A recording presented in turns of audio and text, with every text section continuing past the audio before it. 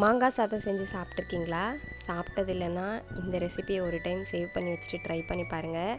Taste சும்மா தாறுமாறாக இருக்கும். ரொம்ப ஈஸி அண்ட் குயிக்காக பண்ணிடலாம். டைமும் ரொம்ப சேவ் ஆகும். ஸோ எண்ணெயில் கடுகு, ஒரு நறுக்கின பெரிய வெங்காயம், ஒரு பச்சை மிளகாயை கட் பண்ணி சேர்த்துருக்கேன்.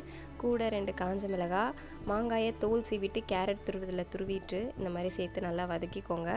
வதக்கினதுக்கப்புறம் தேவையான அளவு உப்பு போட்டுக்கலாம்.